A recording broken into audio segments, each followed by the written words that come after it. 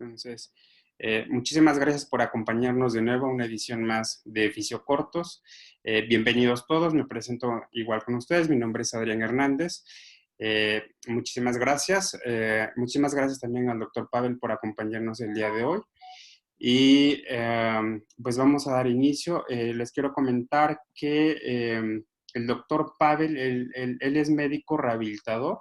Además, tiene especialidad en ciencias del deporte y además es profesor titular de alta especialidad en fisiología del ejercicio, por lo que pues, tiene un currículum bastante interesante con respecto a pues este tema, ¿no? Que además es un tema que a todos interesa y además creo que es uno de los temas que difícilmente pues podemos hablar con toda certeza, quizás nos podemos mover un poquito más en el campo del ejercicio en otras áreas, otras especialidades, pero particularmente la isocinesia creo que muy poco y yo pienso que puede ser bastante explotado.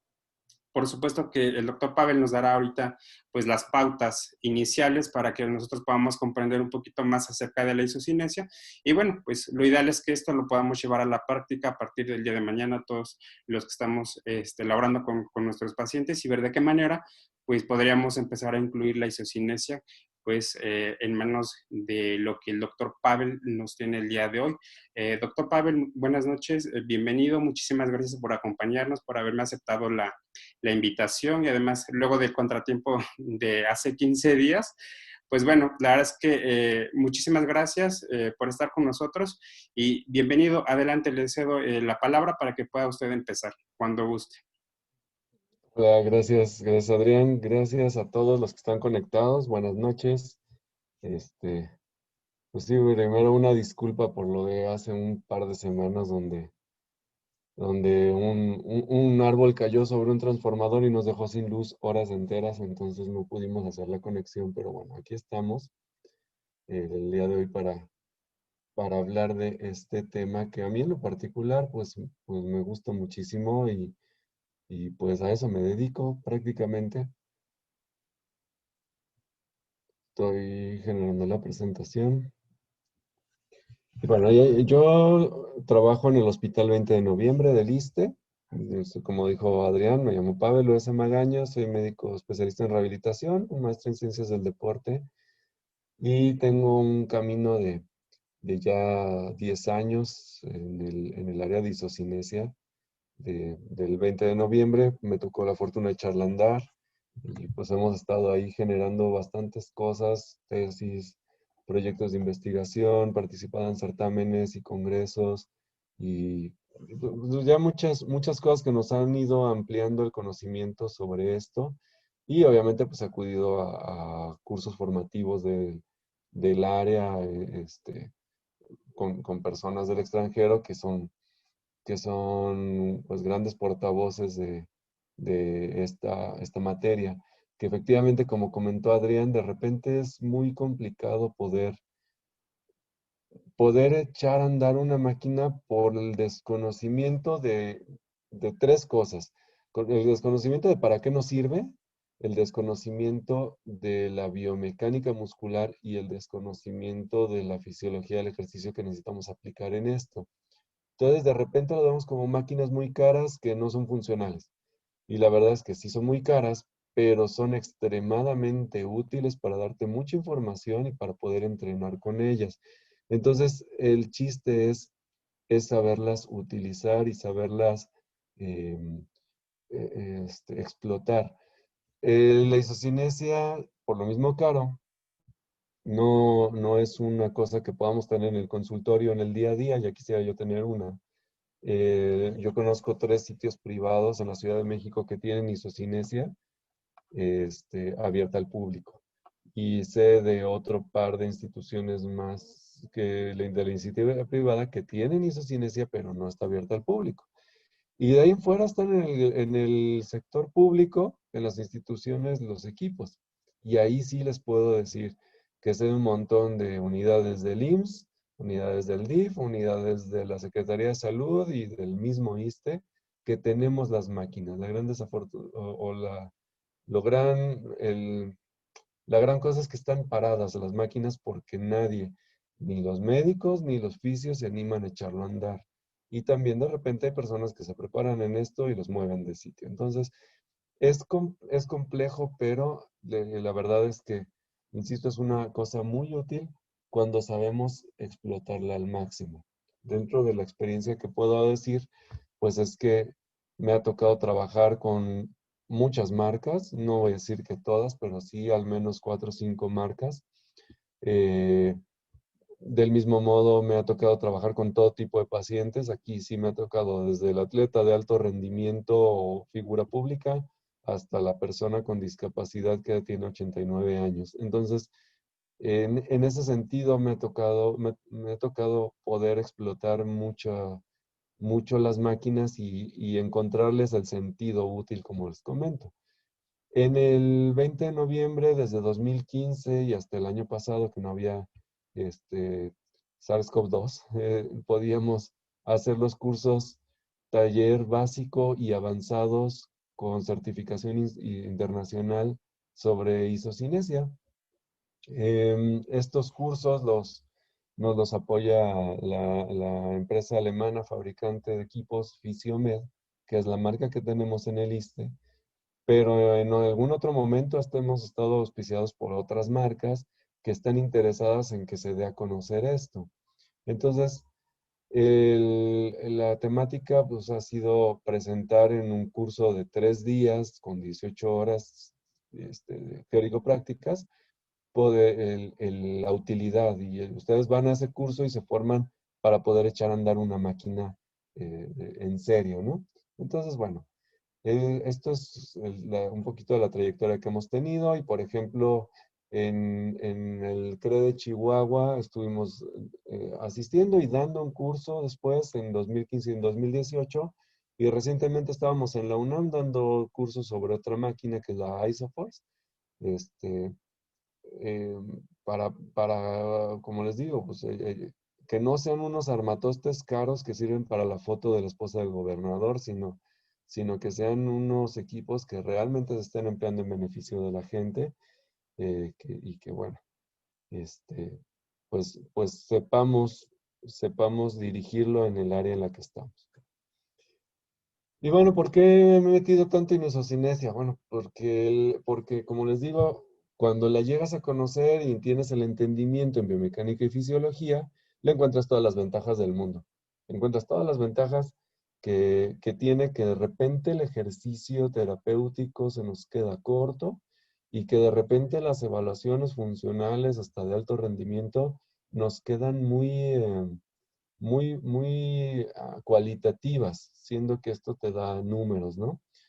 Y bueno, la carrera que hemos hecho ahí nos ha llevado a poder estar en contacto con grandes gentes, como las que ven en las fotografías, ahorita les comento quiénes son, y obviamente meterse a estudiar de los grandes autores. Si ustedes tienen una máquina isocinética en su unidad, y quieren conocer más del tema, pues ahí está la lista, tomen una foto a la pantalla y ahí tienen. Desde Georges Balsopoulos, que empezó en los 80s, Sedi de Vir es este señor que está aquí, él está en Tel Aviv, Israel, pero él es el máster de máster de másters de másters en isocinesia mundial actualmente. Él no es médico ni fisioterapeuta, él es ingeniero con un doctorado en biomecánica humana, pero es el máster de la isocinesia mundial, autor del libro que circula sobre el tema. George Davis en Estados Unidos, Lee Brown, que es autor de otro libro, Liebensteiner en Suiza, el doctor Stephen Müller, que es este señor de acá, tuve la fortuna de tomar un taller con él. El doctor Müller, él es un médico, pero él evalúa por isocinesia a toda la delegación olímpica de Alemania, nada más, y también a los pilotos alemanes y suizos de Fórmula 1, ¿no? Está todo el envío. Está el doctor Andrés Schlumberger, que él es el preparador físico del Bayern München, no más el Bayern München que está ganando todo, que mañana seguramente gana la Copa Alemana mañana. y todos pasan por y también los del Barcelona. Está Francis de Gash. Por ahí hay gente que dice que no, que el ejercicio de fuerza, que cardiopatías, que no sé qué. Bueno, si ustedes entran a leer a esta persona, Francis de Gash, se van a encontrar artículos de isocinesia o entrenamiento con isocinesia en personas con cardiopatía isquémica y con insuficiencia cardíaca. Nicola Martinez, que vive en Zurich, que es un gran máster sobre esto de osteoartrosis. El señor Fenkart, este que está aquí en la foto, él y esta señora Catherine Bittman, Mondrex, que tiene ciertas particularidades, Nicola Mafuli, Dan Eshu, Walter Frontera, William Micheo, ampliamente conocidos seguramente por todos ustedes, que son personas que trabajan con esto y que le han metido a investigar sobre el tema. La importancia es que no se dedican solo a hacer isocinesia, sino siempre hacen algo más. Y la isocinesia se vuelve un medio de evidenciar la utilidad de toda la combinación de, de, de- de- de cosas que se están haciendo por el paciente, ¿no? O por el atleta en este caso. Entonces, el poder meterse a conocerlos te abre el panorama y dejas atrás esa mentalidad que todavía en algunos países latinoamericanos como el nuestro, llegas a escuchar gente renombrada decir, no, eso no es funcional, no, eso ni sirve, no, eso no más es para medir, no, eso es pasivo, eso no te, o sea, pues lo único que habla es que no se entiende de qué estás hablando y qué estás midiendo con ello. Y bueno, entonces la estructura que le doy a la charla después de la introducción es la siguiente. Vamos a definir isocinesia, conocer un poquito de los inicios de la misma. Y lo más importante, brevemente, esto así sin ser peyorativo, sino en un tono de broma, diré, es para dummies, la biomecánica que vamos a ver, las aplicaciones y tendremos algunas conclusiones de ello. Entonces, bueno, la isocinesia, ¿qué es? Pues bueno, ya Mikkelsen en el 2000 lo ajustó a una definición mucho más contemporánea. Porque antes la definición y por el nombre ISO y Kinetics, este, lo que, bueno, no, ISOs y kinesis, que quiere decir movimiento constante. Y entonces nos decían, está aquí en negrito, un movimiento que se produce a una velocidad constante con una resistencia variable. Y lo repetimos como pericos sin entender a qué nos referimos. ¿Qué dijo Mikkelsen? Es un sistema de evaluación que utiliza tecnología informática y robótica para obtener y procesar en datos cuantitativos la capacidad muscular. ¿Sí? Nuevamente, tecnología informática y robótica para obtener y procesar en datos cuantitativos la capacidad muscular. Expresa el movimiento entonces en variables cuantitativas y cualitativas, que ahorita veremos cuáles son. Además puede ser concéntrica o excéntrica. Y lo interesante de esto es que la resistencia se ajusta a la fuerza aplicada. Ahorita vamos a entender un poquito más de qué estamos hablando con eso. Pero bueno, decíamos que el sistema robótico informático, velocidad constante con resistencia variable, que puede ser cadena abierta y cerrada, y te genera gráficas específicas que te van a dar el momento torsional, o momento de torque o el pico de fuerza, y te va a dar un rango de movimiento. Y además vas a ver a qué velocidad se genera y con eso vas a obtener variables físicas como la fuerza, la potencia y el trabajo. ¿Y para qué nos sirve? Para valorar, entrenar y tratar a las diferentes condiciones en las que estamos evaluando a los pacientes. Entonces, yo quiero que entendamos primero cuál es la diferencia entre lo isoinercial e isocinético. Y ojo que estoy hablando de isoinercial y entonces me voy a complicar un poco la vida con esto. Lo vamos a entender en un momento, dejo la pregunta ahí. Y desde eso, entre comillas, que isoinercial, o también podríamos llamarlo heterométrico. Y ahorita veremos por qué. Vámonos a los inicios de esto. En 1967, Hislop y Perrin producen una bicicleta ergométrica modificada de tal manera que produce un movimiento de velocidad constante y una resistencia ajustable. Y esto lo pasan a un pistón, a un sistema de pistones, de pistón hidráulico. ¿Y qué es lo que hace ese pistón hidráulico? Como sabemos, el agua tiene muy poca capacidad de compresión y tiene una propiedad que se llama tensión superficial. Entonces, básicamente es como que yo camino en el agua. Yo estoy en una alberca o en la playa y camino y voy lento en el agua. Y entonces, la resistencia de la tensión superficial del agua es poca y yo puedo caminar más fluidamente. Pero en el momento en el que yo quiero imprimirle potencia a mi cuerpo y empiezo a querer correr, la tensión superficial del agua por pura reacción de tercera ley de Newton incrementa y entonces me frena.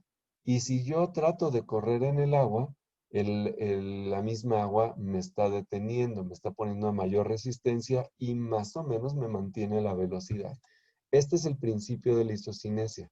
Es decir, es un movimiento que en la naturaleza prácticamente solo lo podríamos estar, este, solo lo podríamos estar asemejando un un movimiento de sumersión en agua con velocidad.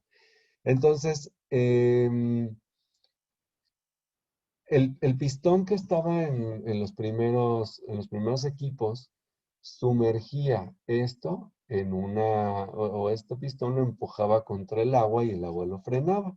Y así funcionaba en los sistemas originales de Hislop y Perrin en 1967, hace 53 años. Hoy en día tenemos esto, donde el mecanismo es electromagnético y la máquina es la que te ocasiona el mismo movimiento, pero ya en un dispositivo mucho menor. Esto es uno de los primeros dinamómetros isocinéticos. Este es de la marca Cybex. Este es de los principios o finales de los 70. Observen la computadora sota que está acá atrás. Eh, y esta caja, y aquí está la máquina, y la máquina tiene los pistones que frenan y refrenan y se giraba. Es una cosa muy diferente a lo que vemos hoy. Sin embargo, los isocinéticos, o los dinamómetros isocinéticos llegan a ser tan buenos que el equipo que utiliza el doctor Walter Fronterel, el doctor William Micheo en la Universidad de Puerto Rico, bueno, no en la Universidad de Puerto Rico, en el Albergue Olímpico de Puerto Rico, es un equipo igual a este, igual a este. No me lo platican, lo vi con mis propios ojos, entonces son máquinas que si tú sabes utilizarlas y si tú sabes explotarlas, te van a durar y te van a durar bastante. Entonces, el, el chiste de esto es entender primero eso, que es un movimiento que no es del todo natural y, y que mientras tú lo hagas suave, el equipo te pone poca resistencia. Y mientras más duro lo hagas, más resistencia te va a poner. ¿Por qué? Porque el equipo me trata de frenar a una aceleración que yo imprima. Es decir, si yo programo hacer un movimiento a 60 grados por segundo, en el entendido que una rodilla, el rango de movilidad es de 90 grados, de la extensión a la flexión funcional, 90 grados. Y yo programo 60 grados por segundo, entonces yo me debo de tardar 1,5 segundos en completar ese rango de movilidad. De tal manera que si yo le pongo 60 grados por segundo y trato de hacerlo muy rápido, el equipo me va a poner mucha resistencia para frenarme y desacelerarme a que yo mantenga la velocidad 60 grados por segundo. Por el contrario, si yo pongo 180 grados por segundo en un rango de movilidad de 90 grados, quiere decir que me voy a tardar medio segundo en completar el rango. Entonces, yo le trato de imprimir la velocidad y el equipo me va a poner la resistencia para frenarme, pero no tanta resistencia como a 60 grados por segundo. Y por otro lado también, si yo lo pongo nuevamente a 60 grados por segundo y lo hago muy suavecito, así con flojera, el equipo me quita la resistencia para invitarme a que yo acelere a alcanzar los 60 grados por segundo. Entonces es un movimiento por eso, que donde tú programas una velocidad y la resistencia se va a poner automáticamente según la fuerza que imprima el paciente. Pero ojo también, no vamos a medir la resistencia. No me interesa medir la resistencia. Me interesa medir la fuerza que el paciente haga. Vamos a avanzar un poquito. ¿En qué consiste un equipo isocinético? Primero, en un asiento ajustable que puede acostarse, reclinarse, sentarse, todo. Va a tener sugestiones. ¿Por qué? Porque vamos a tener que aplicar el principio de la transferencia de Sherrington, donde el principio de la transferencia dice que los músculos que están alrededor del que estás utilizando o empleando, te van a auxiliar a generar energía y vas a generar toda la energía acumulada la vas a liberar en un segmento libre. Entonces yo, por ejemplo, si te voy a medir rodilla, tengo que fijarte la extremidad, la contralateral, tengo que fijarte el muslo, tengo que fijarte el tronco para que no pierdas energía en ningún lado y esa energía potencial la arrojes por el campo cinético que tienes en el dinamómetro. Vas a tener rieles de posición para acomodar el dinamómetro y piezas. Este es el corazón del equipo en sí. Este es el dinamómetro. Las máquinas actuales tienen un dinamómetro que mide fuerzas, un taquímetro que mide velocidad y un goniómetro que mide grados de movilidad. Aquí se van a colocar en el centro del dinamómetro las palancas de sugestión para poner los diferentes aditamentos según el segmento que vas a medir. Y obviamente aquí vas a tener también bases de apoyo para sujetar a la persona. Aquí vemos una palanca y un aditamento para rodilla en la misma posición, más o menos en la misma fotografía. Pero aquí tienes los aditamentos puestos. Entonces, vamos a entender un poco de la biomecánica de la isocinesia. Y lo primero, los que ya me conozcan van a saber que esta gráfica la presento siempre en todos lados porque es la base del entender la contracción y la fuerza. Esto se llama la curva de Hill. Y yo creo que más de algunos se la ha topado, la curva de Hill, que te dice que hay una relación inversamente proporcional entre fuerza y velocidad. Mientras más fuerza hagas, menos velocidad alcanzas, y mientras más velocidad alcances, menos fuerza haces y metes más inercia. ¿Hasta qué punto? Hasta que tú llegas a la contracción máxima con el mayor número de puentes cruzados de los filamentos delgados y gruesos de la sarcómera, y estás hablando de un momento isométrico. La velocidad del isométrico es cero, es una contracción estática, pero es la más fuerte. Y por debajo de esto va a haber movimiento, porque hay aceleración, pero la fuerza ya es submáxima. Es una velocidad diferente de cero, con momento que va a ser, que va a implicar que hagas una fuerza submáxima a la isométrica, pero puedes tener entre el 90 y 99% la fuerza dinámica máxima concéntrica, ¿sí? Fuerza dinámica máxima concéntrica, es decir, en un acortamiento de muscular, lo más fuerte que puedes hacerlo generando movimiento. Y esto lo puedes medir con la isocinesia. La fuerza dinámica máxima concéntrica va a estar acá a una baja velocidad. Mientras tú le imprimas más velocidad, la va a ser menor. Esto por ley de Henneman es obvio. Y entonces pierdes reclutamiento de fibras, incrementas la velocidad, le das predominancia a las fibras de tipo 2, pero la fuerza entonces va a ser menor. Pero hay un punto bien importante entre el 20 y 40% de la aceleración máxima, donde vas a desplegar la potencia mecánica, donde en este rango vas a tener un punto muy alto de potencia mecánica. ¿Y qué es la potencia? El producto de la fuerza multiplicado por la velocidad. Y esto lo puedes explicar como lo máximo que puedas hacer de movimiento funcional. Vamos a poner un ejemplo, este tipo de ejemplos me gustan mucho. El lanzamiento del pitcher de béisbol. Tiene una pelotita que pesa menos de 300 gramos. Y entonces la lanza a 172 kilómetros por hora, es el récord mundial. Entonces, pues no puedes decir que no lo hizo fuerte, puesto que logró lanzarla a 172 kilómetros por hora. Pero fue mucha velocidad con poca masa. Entonces, seguramente no fue lo más fuerte que pudo hacerlo si tú le midieras una fuerza dinámica concéntrica, pero le imprimiste la mayor potencia a esa pelotita para acelerar esa masa a esa velocidad. En un ejemplo muy funcional, el entender la potencia es la diferencia entre que doña viejita pueda cruzar la calle en un semáforo o mejor se espera el siguiente. ¿Sí? Es decir, llega a cruzar la avenida Coyoacán y entonces se topa con 6 carriles y pues doña viejita dice, me espero. Y la otra es que diga, pues sí me aviento. Y cuando ve que se pone el amarillo, le dé rápido. ¿Y por qué eso es potencia? Porque es su masa que la está desplazando más rápido.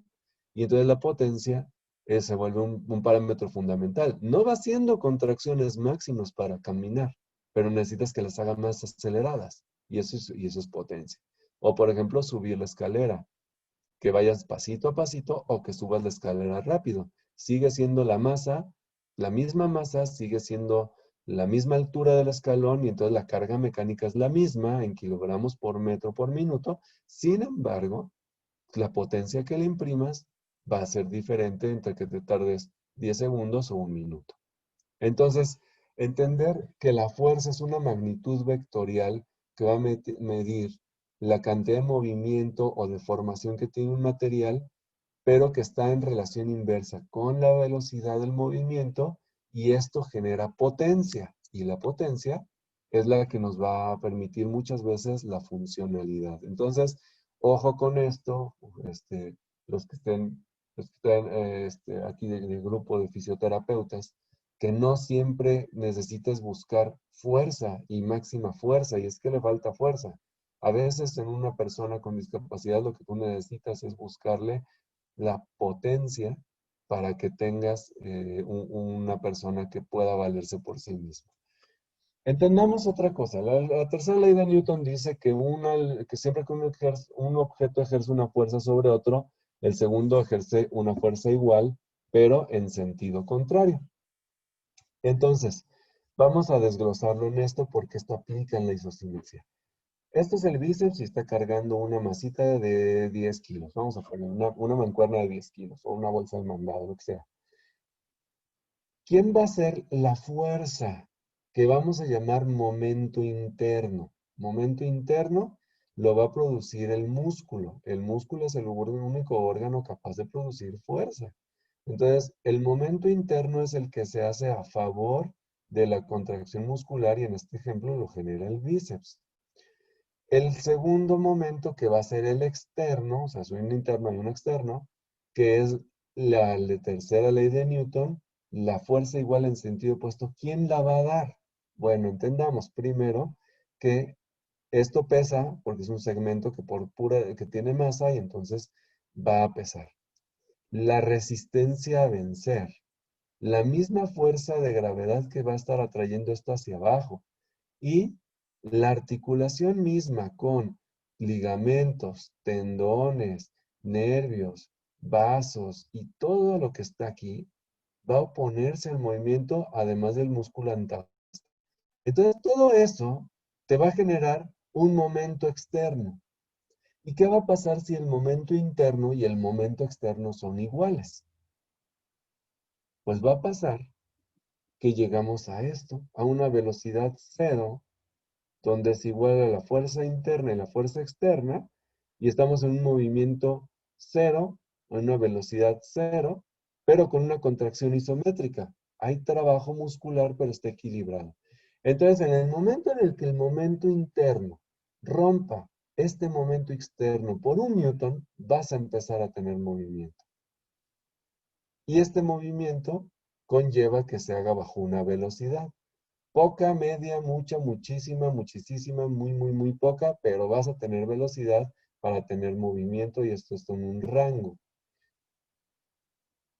Entendamos también que el brazo de palanca va a cambiar conforme la distancia se modifique y vamos a entender entonces que es un torque. Ya desglosemos aquí el momento interno, que es el que va a generar el movimiento. Y es una palanca que es generado como este punto de apoyo, punto.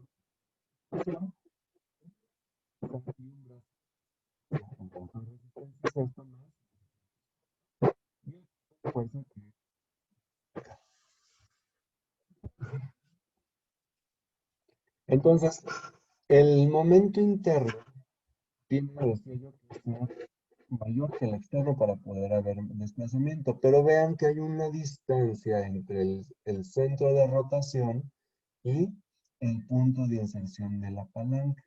Esto es bien importante porque terminar algo más adelante. El momento externo ya lo explicaba de acuerdo a la tercera ley de Newton, que va a ser en contra. Pero entonces hablamos de isocinesia y hablamos de torques. Y vamos a ver este par de gráficas. La primera es que el torque, el momento o momento torsional, es una magnitud vectorial, cuya unidad es newton metro. ¿Por qué newton metro? Porque es una fuerza que se mide en newton multiplicada por la distancia del brazo de palanca. Es decir, este es el punto del momento externo, el punto de apoyo. Este es el momento interno, la fuerza. Este de acá es la distancia del brazo de palanca. Y este azul es el vector resultante de este por este. En una descomposición vectorial, aquí sale una resultante. Y entonces el giro aquí nos va a dar el torque. Si lo trasladamos a un dinamómetro, vamos a verlo aquí.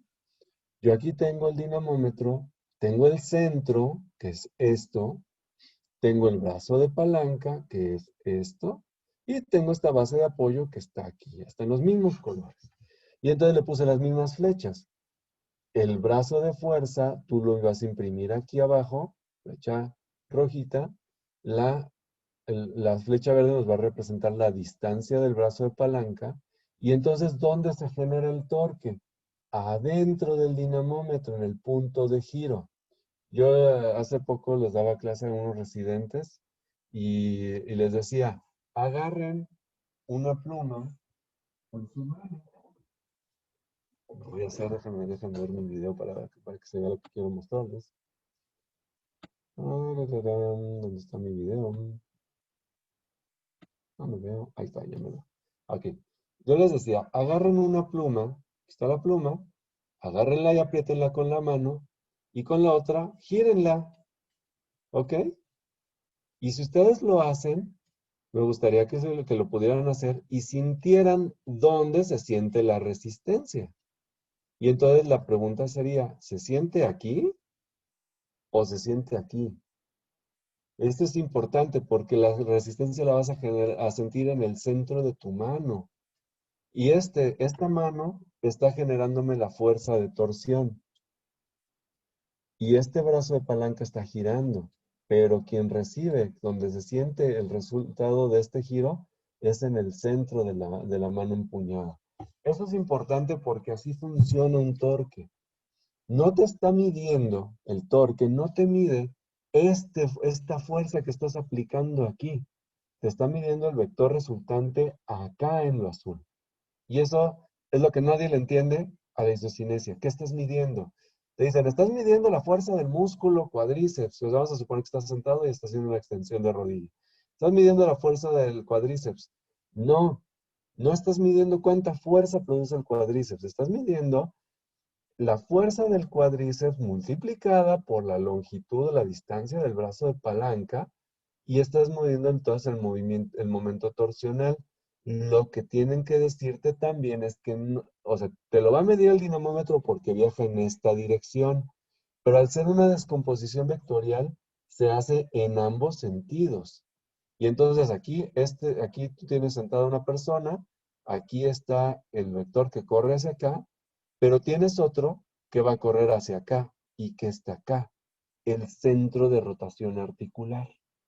Entonces lo que te está midiendo de torque es cuánta fuerza aplicas de reacción intraarticular por producir X fuerza con el cuádriceps multiplicado por esto de acá. ¿Sí? Sí es un representativo de cuánta fuerza está el cuádriceps, sí, pero no es directamente lo que está haciendo el cuádriceps. Es entender que el cuádriceps tiene una inserción y lo que tú desplazas no es la inserción en la tuberosidad anterior y la tibia, desplazas toda la pierna. Por eso haces la medición de toda la pierna. Pero entonces no te dice con cuánto jalas aquí, te dice cuánto estás haciendo en este punto que está rotando. Eso es importante porque ahí sí se entiende que hay fuerzas compresivas intraarticulares y que entonces tú haces el movimiento y una persona se pueda quejar de dolor en la rodilla por la artrosis. Y digo, pues sí, obviamente tienes fuerzas compresivas intraarticulares que le van a generar dolor. Pero también generas la tensión en el músculo porque vas a generar ese bracito de palanca para hacer el movimiento y entonces puede tener dolor en el tendón o puede tener dolor en el músculo. Es decir, tú con esto puedes identificar si tuviera o no dolor, si está haciendo el máximo rendimiento o no, pero también más o menos qué estructura es la que podría estar doliendo si es que te está dando ese resultado. Y entonces entendamos también otra cosa. Ahora me traslado a una palanca de primer género. Yo tengo aquí un fulcro y este fulcro va a estar generando un equilibrio entre el brazo de fuerza, mal llamado de potencia, y el brazo de resistencia. Esto nos lo enseñamos de biomecánica en el primero de la carrera o primero de la especialidad. Y tú recorres, o sea, vamos a suponer que es como un sube y baja, al bajar recorre un trayecto, un campo cinético, hasta llegar a este punto de acá. Yo le pongo un triángulo azul para más o menos intentar señalarles que este es el campo cinético. El campo cinético que tienes aquí se llama trabajo. El brazo de fuerza multiplicado por la distancia del recorrido te genera este campo cinético y esto te representa el trabajo, que es la tercera medición básica que haces con el isocinético. Ya me diste fuerza, ya me diste potencia y ahora mides el tercero que es el trabajo. Y el trabajo es la energía que aplicas para desplazar esta masa en un campo cinético. ¿Ok? ¿Dónde en esta gráfica, dónde queda el torque? Aquí, en el centro de rotación. ¿Ok? Entonces, esta es la fuerza que aplicas, esta es la resistencia que vences, este es el campo cinético que te va a dar el trabajo, la velocidad a la que lo hagas te va a determinar la potencia y el fulcro va a detectar el torque de giro que estás haciendo cuando esto sube y baja. Entonces la palanca, una palanca simple, sube y baja, ya la descompusimos en un montón de cosas.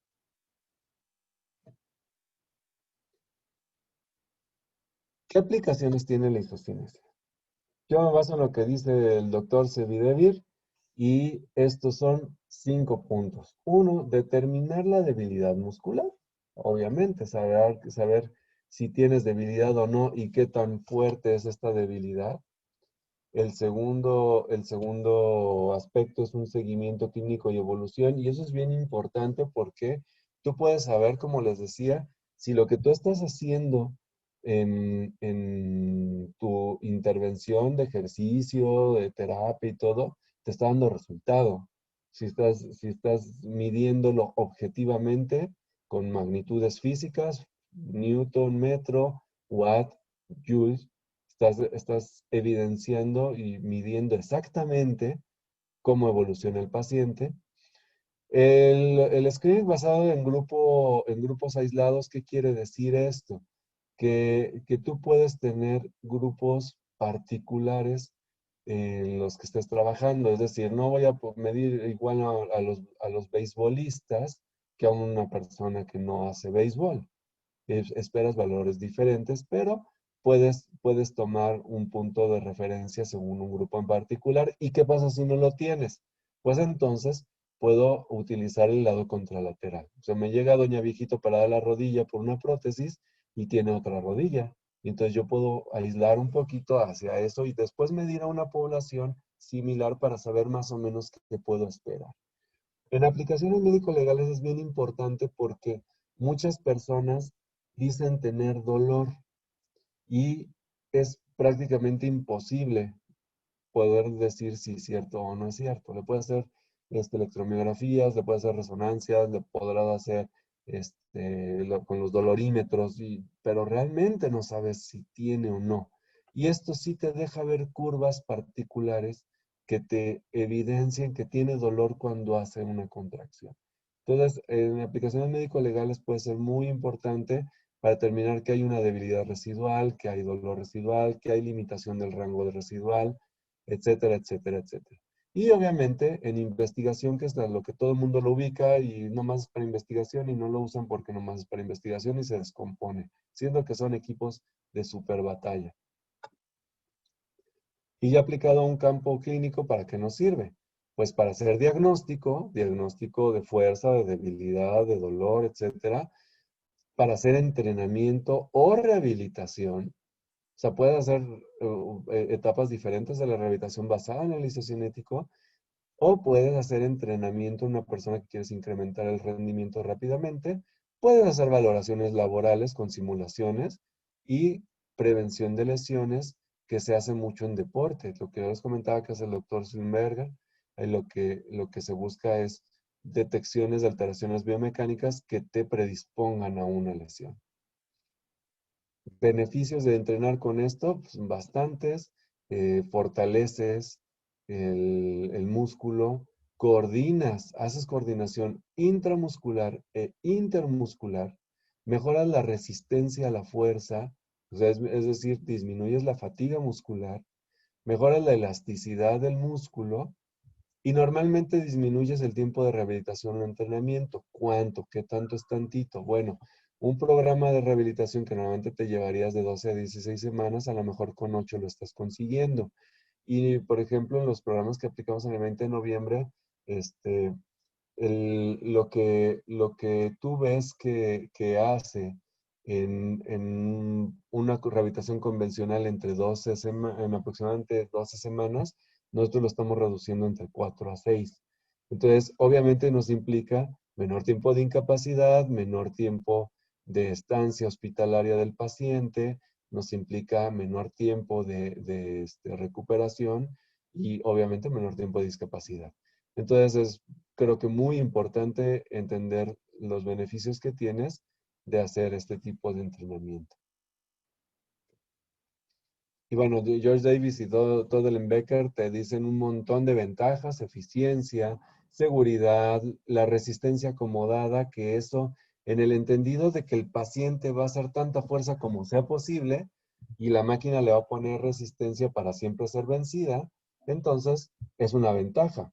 ¿A qué voy? Tú le pones a una persona mayor con una prótesis de rodilla una resistencia con pesas, así es un equipo de musculación, le pones pesas cercanas a la 1RM y el dolor de la tensión muscular no lo deja vencerlo.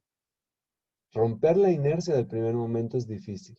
Sin embargo, en la isocinesia, el equipo te va a poner tanta resistencia como tú hagas de fuerza, si tú generas 1 Newton, el equipo te pone solo medio Newton de resistencia. Si tú generas 2 Newton, el equipo a lo mejor te pone 1. Es decir, tú siempre le vas a ganar al equipo isocinético, pero si tú físicamente haces el máximo esfuerzo que puedas o que el dolor te permita, vas a estar en cargas cercanas a la 1RM sin que el equipo te sea invencible. Y eso es bien importante. Además, disminuye las fuerzas compresivas interarticulares cuando subes la velocidad, ya entendimos la ley de Hill.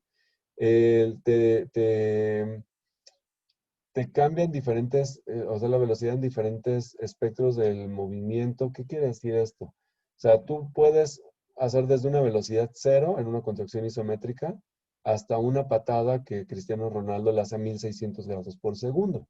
Entonces tienes una gran velocidad, un gran rango de velocidad en lo que puede hacer un movimiento y tú puedes acercarte a la medición de qué tan fuerte lo hacen esa velocidad con un equipo de isocinesia. Puedes medir hasta 300, algunos equipos hasta 500 grados por segundo y es mucho.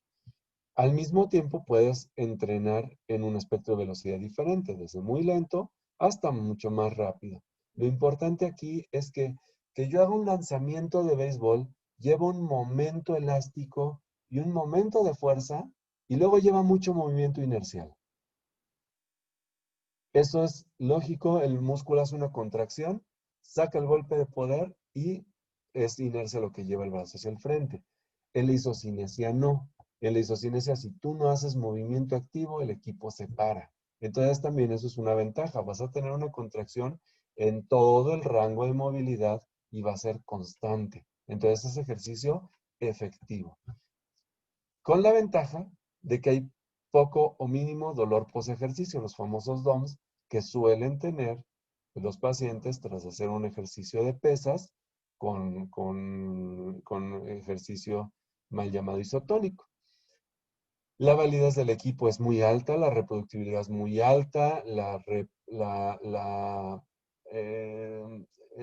intercambio entre máquinas es muy alto. Es decir, si yo hago 100 newtons en un Contrex, seguramente andaré rondando entre 95 y 105 newtons en un Cybex.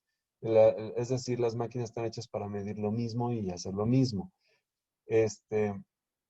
Hay documentación objetiva de lo que estás midiendo y además puede hacer muchos análisis. Tiene limitaciones, obvio, como todo. Lo primero que no está aquí es que no es evaluador dependiente, pero sí es evaluador entendido dependiente. ¿Sí? Es decir, si yo pongo a una persona a hacerlo, no depende de mí que el equipo esté bien, o sea, que la medición sea bien hecha o no, o lo que haga el paciente. Pero para que yo le pueda sacar todo el jugo a esto, tú debes de saber qué quieres hacer con ello.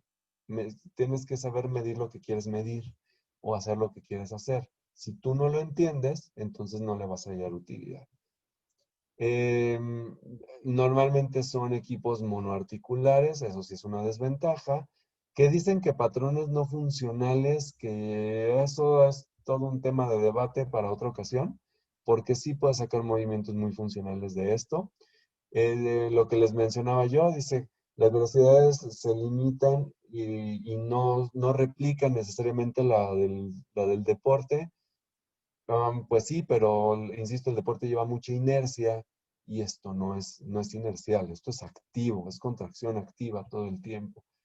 Y bueno, quiero llegar a entender esta cuestión.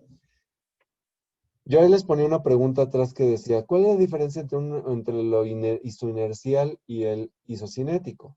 Bueno, lo puse entrecomillado y en realidad tendría que llamarse heterométrico porque trabajo isotónico, que lo llamamos, está mal. Isotónico quiere decir una tensión constante. Y si algo no tiene la contracción isotónica, es tensión constante. Si tú ves cualquier gráfica de la curva longitud-tensión, la tensión incrementa al inicio de un rango de movilidad y después se va a caer. Entonces no hay tensión constante. O sea, tú aquí generas mucha tensión al inicio y después la tensión disminuye conforme el segmento se desplaza. Entonces, no hay trabajo isotónico, hay trabajo isoinercial desde el punto de vista que, como yo les decía, tengo una pesita que voy a desplazar, pesa 10 kilos y yo la voy a desplazar en todo el rango de movilidad. Pero esta inercia, 10 kilos acelerados por la gravedad, van a ser 10 kilos aquí, 10 kilos aquí, 10 kilos acá y 10 kilos acá. Entonces, la misma inercia, o desde el punto de vista muscular, llamarle heterométrico es lo correcto, puesto que la longitud del músculo va a ser diferente. Cuando yo esté aquí, cuando yo esté aquí, cuando yo esté aquí o cuando yo esté acá. La longitud cambia, heterométrico, ¿ok? Entonces, sería correcto que dejáramos de hablar de isotónicos y habláramos de centramiento heterométrico o isoinercial. Habiendo dicho esto, ¿dónde queda el trabajo isoinercial o el trabajo heterométrico? Primero me voy a regresar unas diapositivas a esta nuevamente. Ya les dije yo que con el isocinético medimos el brazo de fuerza, el fulcro, donde está esto, medimos el campo cinético, la potencia, todo esto. Pero esto de acá no nos interesa en lo más mínimo. ¿Por qué? Porque tú estás buscando mantener la misma producción de fuerza en todo el rango de movilidad. Entonces esta se va a modificar según el ángulo en el que estés. La resistencia constante con la resistencia variable con una velocidad constante. Entonces la resistencia cambia, sí, sí cambia. Y entonces esto yo no lo medí. Yo medí este brazo de acá, esto. ¿Y es cómo mido esto? Ah, bien fácil. Le hago la repetición máxima. Y entonces yo mido el brazo de resistencia. Yo le pongo 10 kilos al paciente y veo cuántas repeticiones hace y hago la fórmula de Berger y saco la 1RM. Ok, sí, está bien. Y es una forma de medir la cantidad de masa que desplazas. ¿Es indicador de la fuerza? Sí. Pero no estoy midiendo cuánta fuerza hago en sí. Me interesa poco siempre y cuando yo pueda desplazar una masa. Entonces, la medición del trabajo heterométrico, isoinercial o isotónico es la repetición máxima. Y la isocinesia es el brazo de fuerza. Entonces, tenemos opuestos de la palanca. Si yo te hago una isocinesia, mandaste con Pavel Loesa a hacer una isocinesia, te la hace y te entrega un reporte, no le preguntes cuántos kilos puede levantar, porque no los medí. No medí cuánta masa. ¿Y cuántos kilos le pongo a entrenar? ¿Quién sabe? Mídele la 1RM y entonces ya te diré. Pero yo te medí cuánta fuerza hay. Y si tú quieres saber cuánta masa desplaza, hazle la repetición máxima. Entonces, esa es la primera gran diferencia. Estás midiendo los extremos opuestos del brazo de palanca. En uno mides el brazo de fuerza y en otro el brazo de resistencia. Y segundo también es que el trabajo isotónico o heterométrico tiene una zona de trabajo muy corta. ¿Por qué? Porque tú llegas a un punto que se hace efectiva. ¿Se acuerdan del principio que dice, dame un punto de apoyo y mover el mundo? Pues es real. Es decir, llegas a un punto de apoyo de la palanca donde la haces físicamente efectiva. Con mínima fuerza, tú desplazas una gran masa. Y entonces yo entro en una zona de confort donde no necesito hacer más fuerza para desplazar esa masa. Y aquí en esto cae el trabajo isotónico, donde tú levantaste una masa y ya está aquí. Es la fuerza que necesitas para vencerlo y aquí te mantienes y ya. La isocinesia siempre te va a exigir más. Tú vas a poderle dar hasta los picos máximos de fuerza porque el equipo te lo va a permitir y te va a poner la resistencia, insisto, una resistencia que sea limitada, que tú la puedas vencer, pero que sí sea de niveles maximales. ¿Qué indicaciones tiene la isocinesia? Que tengas un tiempo de reparación adecuado, si es hueso, si es ligamento, si es cartílago, si es músculo, que no tengas inflamación aguda o infecciones, que tengas un dolor menor de 4, puede doler el tendón, puede doler la articulación por rigidez, pero que sea menor de 4, que tengas un arco de movilidad funcional, que tengas desequilibrios en la evaluación y posibilidad de acudir a entrenarte con ello. Contraindicaciones absolutas, que no te puedas adaptar. O sea, alguien que está muy chaparrito, alguien que está muy gordo, alguien que tiene una limitación excesiva, que no se puede adaptar al equipo, bueno, no se puede adaptar. Tiene una ulcerota varicosa y no le puedes adaptar, bueno, no es candidato.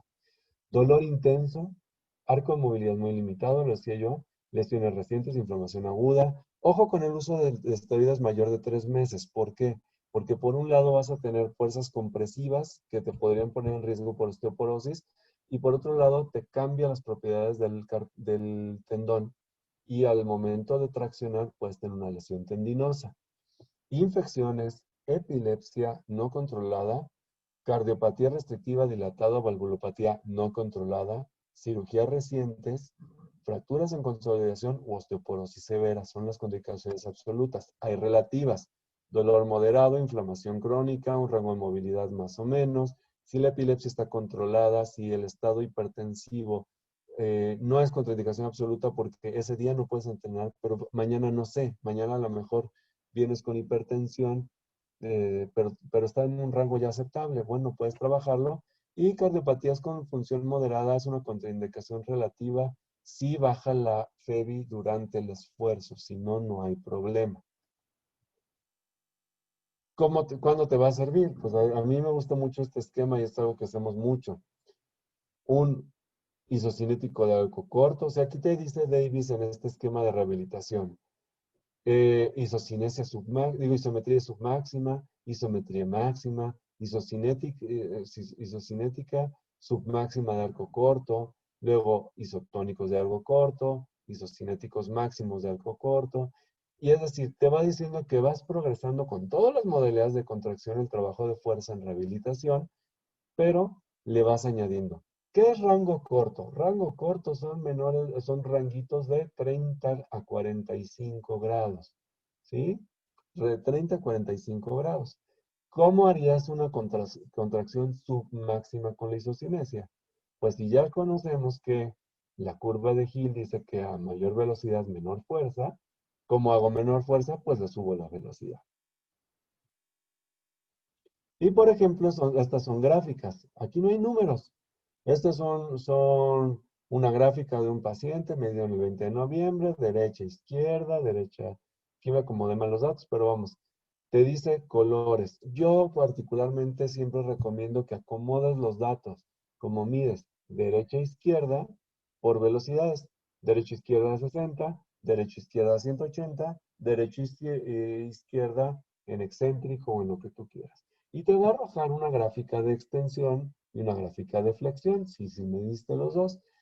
Y desde el punto de vista cualitativo, tú puedes observar que hay deficiencia. Por ejemplo, vamos a comparar solo la roja con la verde. Roja derecha, verde izquierda. La izquierda es muy alta, la roja no. Es decir, en la fuerza, y la otra es que la morfología de la curva cambia. Ven aquí, acelera y sube la fuerza, y aquí tarda, hay una pendiente diferente antes de alcanzar el pico de fuerza. Vamos a ver esta de acá.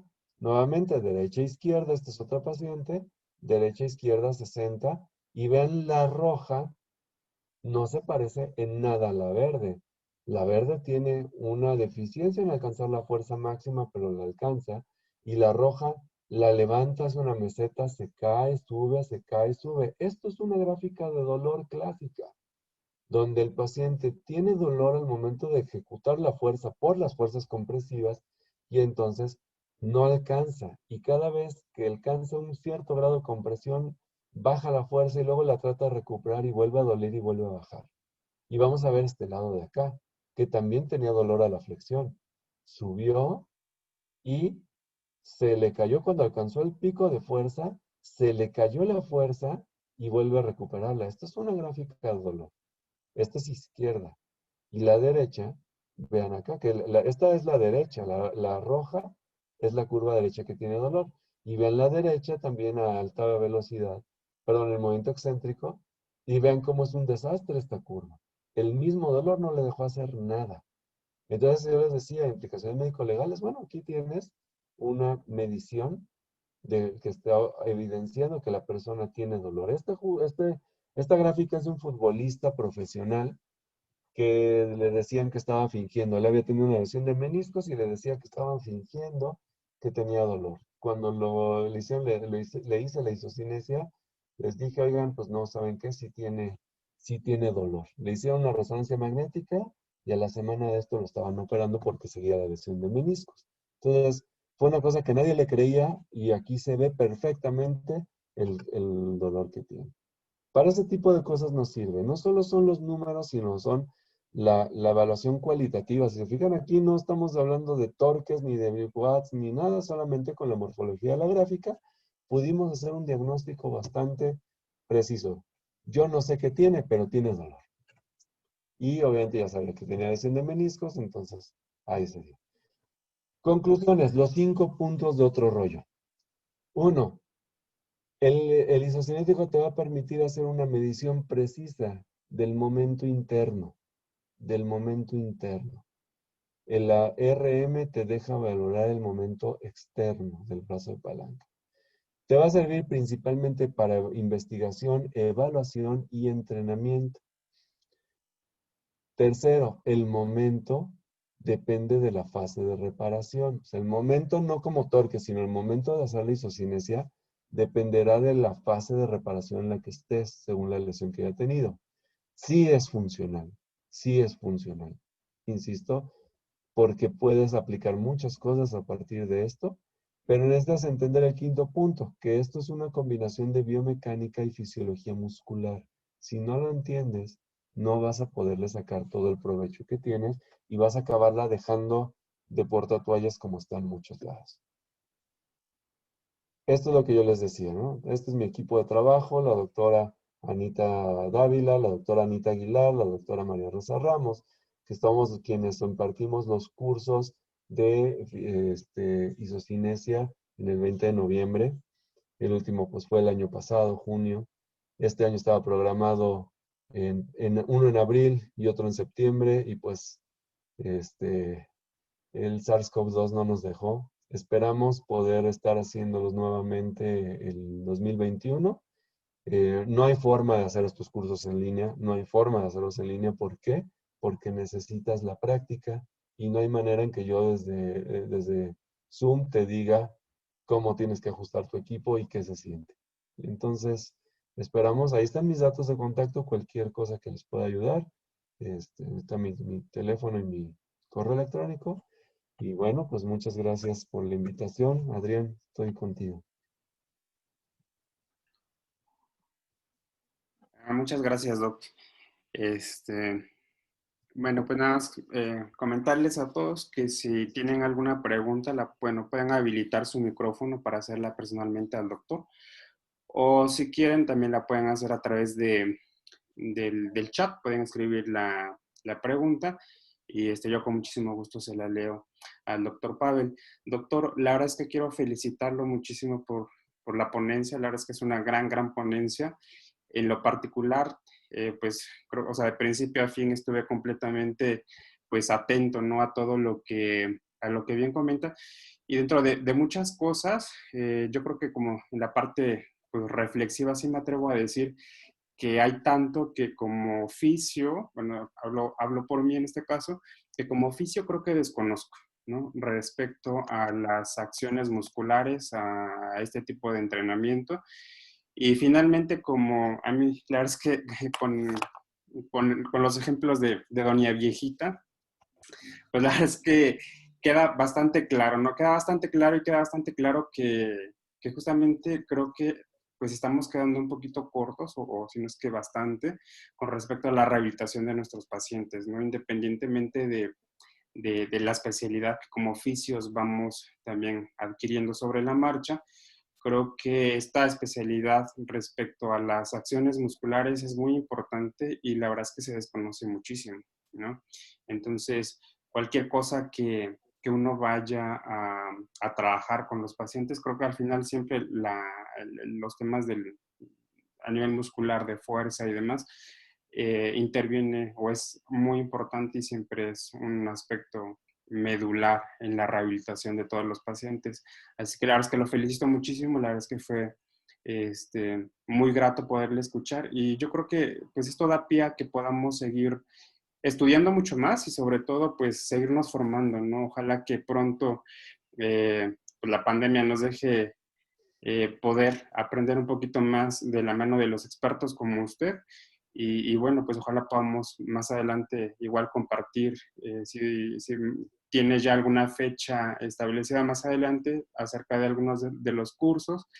y pues son bienvenidos también los fisios. La verdad es que a mí me encantaría poder hacer también parte de la promoción y bueno, tomar algo así, mucho más formal y mucho más extenso. Libirma, pues comenta también que lo felicita, que es una excelente clase, que le encantó. Y bueno, pues vamos a pasar a la parte de las preguntas. Entonces, Selene pregunta, dice, ¿de qué depende la programación de la velocidad angular al aplicar una evaluación a un paciente? Ok, eso es una muy buena pregunta. Mira, por ejemplo, me voy a regresar, me voy a permitir ponerla, todavía estoy compartiendo la pantalla, así que te voy a poner dos ejemplos, tres ejemplos muy simples. Uno, este esquema que presenta Davis en 1992 en esta... O sea, este es un esquema que George Davis ha utilizado en varias cosas. La primera versión de esto es de 1983 para ligamento cruzado anterior y este artículo en sí es lo habla sobre hombro y acaba llegando a la misma conclusión. ¿Qué te propone Davis aquí? Como te digo, un isocinético submáximo de arco corto, isocinético máximo de arco corto y después isocinético submáximo de arco completo y un isocinético máximo de arco completo. Como yo te decía, ¿cómo programo la velocidad? Bueno, si me voy a un esquema así bien cuadrado de Davis, empezaré haciendo submáximos, altas velocidades, y después pasaré a bajas velocidades, y luego volveré a subir la velocidad, pero a arco completo, y luego volveré a bajar la velocidad. Entonces ahí ya te dijo cómo programas la velocidad, ¿no? Si tú vas a un estudio y tu paciente tiene algún daño neurológico y tienes espasticidad, entonces más bien empieza con velocidades lentas, porque si tú empiezas trabajando velocidades altas, es probable que la velocidad te influya para incrementar el tono. Acuérdate, definición de Lance de 1980, un incremento del tono dependiente de la velocidad, ¿no? Son una hiperactividad del reflejo. Entonces, si tú lo haces a alta velocidad, probablemente veas una limitación del torque por la elasticidad. Si tú tienes una persona, insisto, como decíamos, no, doña viejita que le pusieron una prótesis, la verdad es que nosotros a ese tipo de pacientes lo trabajamos a la par con la baja y la alta velocidad. ¿Por qué? Porque yo a la par de que hago repeticiones para ganar fuerza, es decir, baja velocidad, puntos cercanos a la maximalidad, a la par quiero ganar potencia.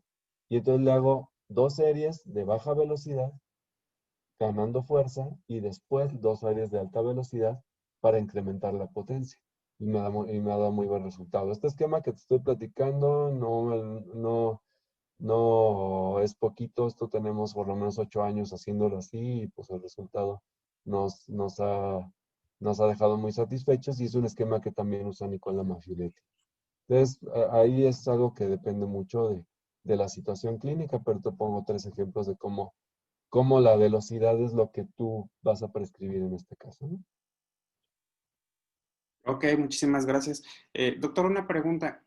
Con los equipos que normalmente tiene o conoce de isocinercia, ¿qué tipo de entrenamiento de músculos o grupos musculares son los que se pueden trabajar con ellos? Mira, los equipos más convencionales, que son como el del inicio, de acá, la expresión que quieras, ¿no? Esta es la distribución de la marca Contrex, donde tiene un asiento fijo con dinamómetro móvil. Pero por acá les presentaba, un Isoforce. ¿Dónde quedó el Isoforce? Estaba por acá, ¿no? Sí, acá está. El Isoforce tiene un asiento móvil con un dinamómetro fijo. Entonces, hacen lo mismo. Estos que son de cadenas abiertas, lo bonito es que el asiento o el dinamómetro se ajustan para que tú puedas medir hombro, codo, carpo, cadera, rodilla, tobillo, en cualquiera de los grados de libertad. Reflexo extensión, ABD, ADD, rotaciones, el que tú quieras. Solo hay que posicionarlo. El otro que presentaba yo por acá, que puse un videíto, este es un dinamómetro de cadena cerrada de marca Contrex. Y entonces aquí solamente es un segmento, es el miembro inferior, pero te da la oportunidad este, de hacer cadenas complejas. O sea, ya aquí estás involucrando glúteo contra flexores, isquiotibiales contra cuádriceps, contra los del tobillo. Inclusive esta persona, como ven, estaba muy atrofiada, había que controlar los medios laterales, glúteos y aductores. Entonces, este ya es una cosa muy compleja, pero muy funcional. Y entonces tú vas a depender de lo que tú quieres hacer. Yo lo que he hecho cuando voy a dar los cursos, por ejemplo, ese que les hablaba en Chihuahua, yo lo que les decía antes de ir es, bueno, ¿cuáles son tus motivos de atención más frecuentes? Y yo te digo cuáles son los posicionamientos que te van a servir. O sea, a mí de nada me sirve enseñarte el posicionamiento del tobillo si lo que más ves son hombros. O sea, pues, te enseño a ver bien un hombro. Tú estar bien analizando el carpo si lo que más ves es rodilla. Te enseño a valorar rodilla o sea, sentado en sedestación o en decúbito prono. Entonces, esa parte es algo que es interesante que tú puedes orientarlo hacia donde tú quieras hacerlo. Hablando un poquito de lo que comentabas, los cursos que nosotros damos, lo que nos interesa es formar usuarios. Entonces, está abierto a todo mundo y hemos tenido médicos de rehabilitación, médicos del deporte, también ellos le entran mucho a esto, fisioterapeutas, terapeutas ocupacionales, licenciados en educación física, licenciados en cultura física y licenciados en readaptación física. Entonces, estamos abiertos a quien necesite y quien pueda utilizarlo. O sea, vamos, los chicos de la FACUFI de la UAP, de la Facultad de Cultura Física y Deporte, pues ellos tienen un objetivo muy diferente al que puedan tener los chicos de fisioterapia de la UVM. Y el que está en el DIF va a tener un objetivo de uso muy diferente al que está en el Club América. Entonces, este, tenemos la apertura de recibir a quien sea para poderlo preparar, siempre y cuando quiera prepararse en esto, ¿no? Esto obviamente aquí es una plática de aproximación muy corta, pero pues bueno, como les digo, de cada curso, el básico y el avanzado, cada uno dura 3 días de teoría y práctica, ¿no? Ok. Preguntan también, dice, ¿hay un número recomendado de series y repeticiones para un programa de rehabilitación? Yo utilizo un equipo Biodex. Ajá, sí, vamos, para hacer medición depende del autor, pero unos te dicen que cites al paciente un día y hagas una serie de 6 para fuerza, o sea, 6 de velocidad lenta y 10 de velocidad rápida o hasta 15 de velocidad rápida, y luego lo citas un segundo día y ya haces la prueba. La primera que fue familiarización. Implica darle 2 vueltas al paciente. El otro modelo, que es el que hemos adoptado nosotros y también lo propone Nicolás Maffioletti, es en la misma sesión. Nicolás Maffioletti dice que hagas 2 series de 6 repeticiones de lenta y 2 series de 10 repeticiones de rápida, y una de esas te va a servir como familiarización y otra te va a servir como la prueba. ¿Qué hacemos en el 20 de noviembre, igual desde hace 8 o 9 años?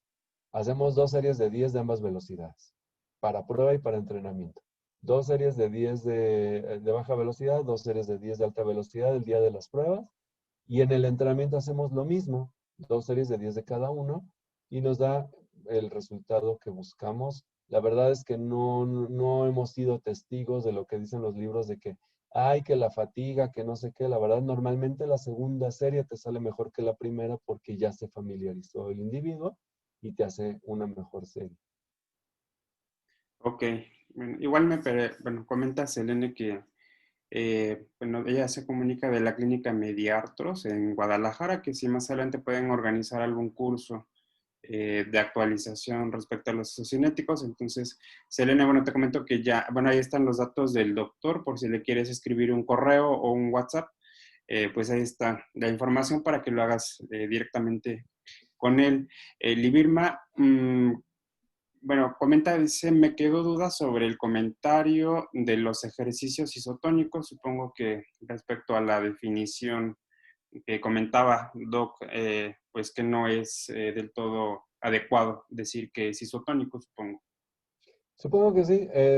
Sí, normalmente causa así un descuadre porque es como nos lo han enseñado. Sin embargo, son conceptos que se acuñaron allá por 1930 y no quiere decir que ya se dijo todo. Esos conceptos isotónicos los acuñaron Sherrington, Hill y demás. Les ganó el premio Nobel allá en 1932. Entonces son conceptos que están ya llegando al centenario, ¿no? Eh, a lo que voy es que cuando tú haces un movimiento, tu brazo de palanca cambia. O sea, la longitud de mi codo a la inserción de los extensores del carpo es diferente aquí, aquí y acá. Entonces, cuando yo tengo aquí esto y voy a empezar la contracción, cualquier curva de longitud-tensión de cualquier libro de biomecánica que veas, se ve que en ese momento incrementa la tensión activa. ¿Por qué? Porque estás tensionando antes de desplazar. Y conforme acercas el segmento, la tensión cae. Entonces no hay una tensión constante. Isotónico significa tensión constante y no es cierto. Lo que hay, insisto, por lo que digo isoinercial, es porque hay una inercia constante. Como decía yo, agarras una pesa que pesa 10 kilos y en cualquier ángulo del rango de movilidad la pesa 10 kilos y es una inercia a vencer. Entonces lo que sí es constante es el peso a desplazar. Y lo otro que dije es heterométrico, que desde el punto de vista muscular es lo correcto. ¿Por qué? Porque la longitud del músculo cambia, heterometros, ¿sí? Entonces, la longitud muscular cambia aquí y cambia acá. Obviamente, que este es en el punto de máximo acortamiento, que este es en el punto de máxima elongación. Y entonces, la acción muscular hace que la longitud de las sarcómeras cambien y el nombre correcto ahí en ese caso es heterométrico. Por eso decía yo, o sea, biomecánicamente no es correcto el llamarlo isotónico. Seguramente le seguiremos llamando isotónico otros 100 años, pero no significa que sea correcto. Ok, y con respecto al isoinercial, ¿Isoinercial? Ajá. isoinercial, ¿cuál es la diferencia con isocinético? Bueno, lo que pasa es que, insisto, o sea, si tú hablas de trabajo desde el punto de vista de la denominación biomecánica y su inercial, sería el isotónico. Ujú, Hay un grupo de máquinas como los Yo-Yo System que ajá, que le llaman isoinercial. ok, ¿Por qué? Porque justamente esos te llevan una tensión y aceleración constantes cuando haces el trabajo, sobre todo cuando el yoyo se vuelve a enredar, ujú, que son en fases excéntricas. Normalmente ahí la inercia de tracción es la misma. O sea, el nombre también es correcto desde el punto de vista de que la máquina te jala con la misma inercia de aceleración. ok. Este, Eso es muy diferente porque en ese en particular, en el Yo-Yo System, es muy bueno para hacer trabajo excéntrico. Y el isocinético, pues es otra cosa. O sea, sí puedes hacer el trabajo excéntrico en el isocinético, pero insisto, si tú lo ves desde el punto de vista de la palanca, tanto el isoinercial, el heterométrico, como lo quieras llamar, va a estar trabajando sobre la resistencia a vencer. Y el isocinético te está trabajando sobre la fuerza a producir, de un extremo a otro de la palanca. Ok, sí, claro, bastante claro. Y por último, pregunta Juan Carlos, ¿cuál es la fase de entrenamiento más eficiente para aplicar el ejercicio isocinético? Mira, nosotros, vuelvo a entrar ahí en la experiencia, no publicada, pero sí aplicada. Los libros te van a decir que desde las fases iniciales tú puedes hacer movilización pasiva continua en el equipo y luego hacer isométricos y luego hacer isotónico y luego hacer isocinéticos. Sí se puede, de que se puede, la programación te permite, pero yo siempre digo que utilizar el equipo para hacer movilización pasiva continua, pues es que traigas a tu Ferrari de taxi. Así. ¿Por qué? Porque el equipo cuesta 3,5 millones de pesos y lo quieres para hacer lo que hace una movilización pasiva continua, lo que puedes hacer tú con tu mano. O sea, la verdad es que es un desperdicio de tecnología para hacer movimientos pasivos. Entonces, los libros te dicen que desde la fase de movilización pasiva continua puedes hacerlo. Sí lo puedes hacer.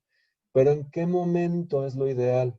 En el momento en el que tu reparación de tejido esté apta, ¿sí? O sea, no te digo a las tantas semanas porque no te repara igual el músculo que el hueso, que el ligamento, que el tendón.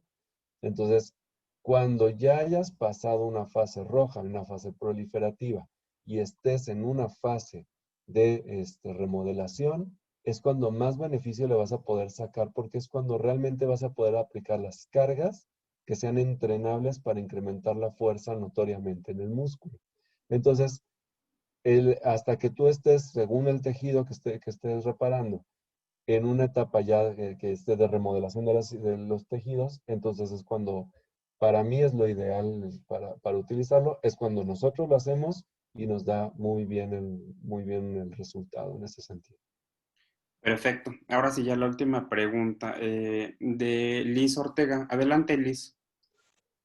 Hola, buenas noches. ¿Sí me escuchan? Sí, ¿verdad? Sí, Sí. Liz, hola, ¿cómo estás? Sí, mi pregunta es que, bueno, ya sabe que nosotros en Toluca pues no tenemos el equipo y apenas nos estamos familiarizando con las gráficas. Entonces ya hemos visto que, por ejemplo, cuando hay dolor, la gráfica pues ya sale diferente, ¿no? Pero me llamó la atención que dijo que uno de las aplicaciones podía ser ver qué estructura duele. O sea, mi duda es si en la morfología de la gráfica podemos identificar qué estructura está doliendo, o sea, si es un No, ligamento o no, o solamente duele y no, se baja. o sea, exacto. Ahí te puedes encontrar literatura muy vieja, particularmente de George Balsopoulos y quizás las primeras publicaciones de Davis y Lee Brown, que decían, no, que si la gráfica se cae en el primer tercio es menisco y si se cae en el último tercio es ligamento. Y no es cierto, son falacias. Ya se comprobó que no. Se duele y se cae, así como ves en la pantalla, ¿no? Este le dolió y toda la gráfica. Ujú. Pero cuando el paciente lo hace, y eso es algo que te da la práctica, tú tienes al paciente ahí, tú estás a su lado, y no pasa nada que en el momento en el que lo está ejecutando y le veas la cara de dolor y que la gráfica está rara, le preguntes, ¿dónde duele? Y el paciente te dice, adentro. El paciente te dice, aquí, y te está señalando la tuberosidad anterior de la tibia. Me duele aquí, te está señalando todo el borde suprapatelar o te está señalando el músculo. Entonces, tú puedes asociar perfectamente que la gráfica te dice que sí le duele y puedes estar viendo, o el paciente te puede estar diciendo exactamente dónde está y tú ya tendrás la responsabilidad de poderte idear. O sea, si tú me dices que le duele intraarticular, que te dices que me duele por adentro cuando lo estoy haciendo, en cierto ángulo dices, no, pues es el menisco. Es el momento de compresión y en ese punto el menisco está comprimido y le está doliendo. Pero si está haciendo el movimiento, ¿le duele?